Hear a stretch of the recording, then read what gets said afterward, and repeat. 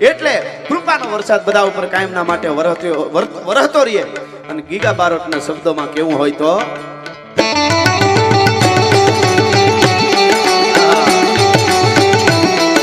હવે અમારા ચારણી સાહિત્યના બધા ગીતો ઇંગ્લિશ મીડિયમમાં ભણતા બાળકો અહીંયા જ નહીં, હું વંદન કરું છું ઉત્તર ગુજરાતની જનતાને. સાહેબ આ બધા વડીલો છો એટલે ગૌરવથી હું એક વાત કરું, આપણી સૌરાષ્ટ્રનું આ સાહિત્ય, આ ગીતો ઉત્તર ગુજરાતમાં જઈ અને હું સપાખરા ગાઉં અને એટલા સાંભળે એટલા વધાવે.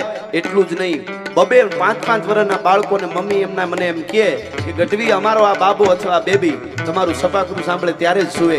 તઈ અને એમ થાય બસ હવે ઘણું મળી ગયું, આનાથી વધારે બીજું શું જોઈએ સાહેબ. એટલા માટે આ સપાખરા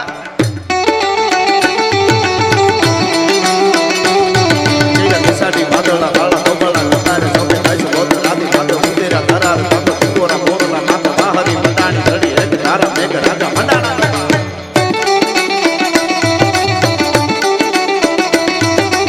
એક ધારા મેઘ રાજા મંડાણા નો તાર તાતો પ્રકંડેરા ઇન્દ્ર બાળા પડ તાળા પાણી બાળા હાથી કુંડ બાળા બાળા મંડાણા હિંડોળ તાતો મીઠા બાળા થક્યા ગાળા નદી નાળા.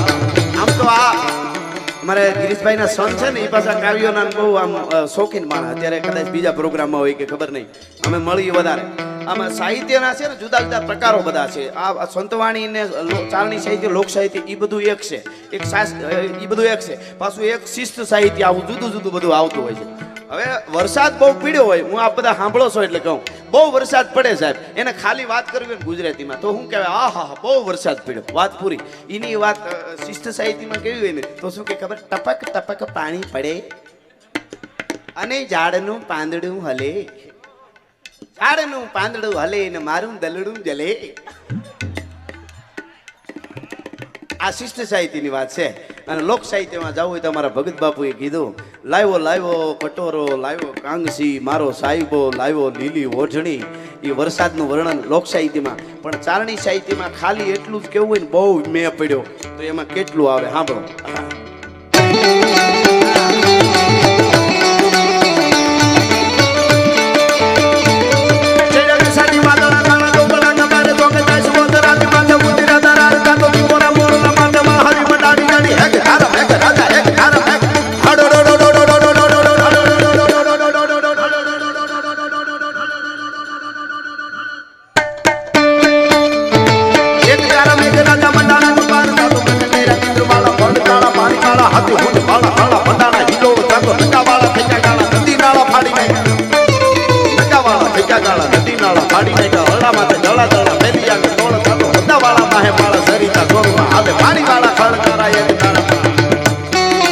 અને મારો જે ખોરાક છે કાયમના માટે હું બોલું છું સ્ટેજ ઉપરથી, એ વિષયની એક બે કડી ગીતમાં આપણે લઈએ એટલે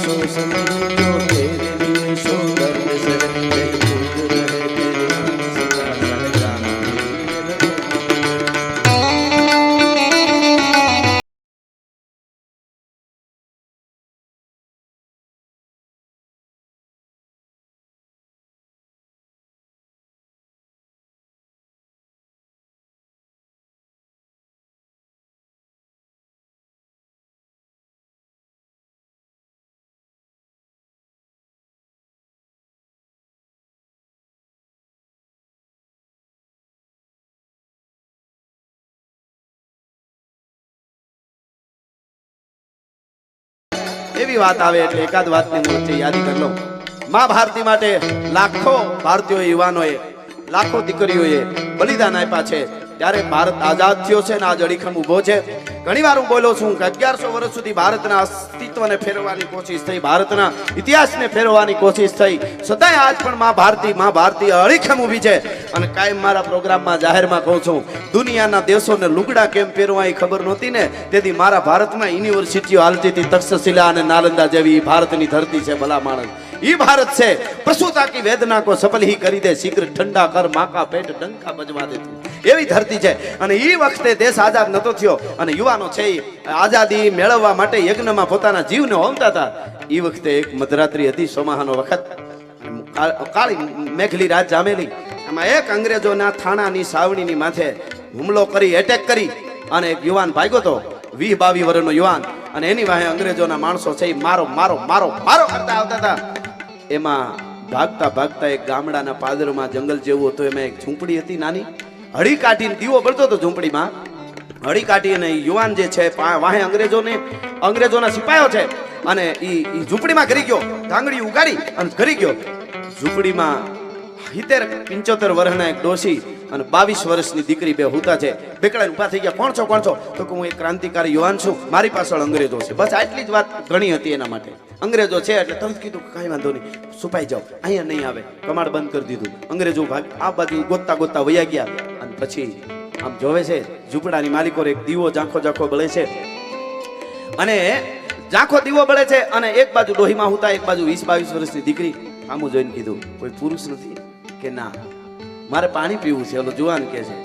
એટલે ડોશીએ 20-22 વર્ષની દીકરી આમ જોયું, દીકરી તરત પાણી ભરી દીધું, લોટો પાણી ઉભા જુવાન પી ગયો, કારણ કે ક્યારનો દોડ્યો આવતો તો, હા સડી ગયું હતું. અને પછી જોયું કે કોઈ પુરુષ તો કે ના કીધું. એની સાથે દીકરીને અને 70-75 વર્ષની ડોશીની આંખમાં આંસુ આવી ગયા.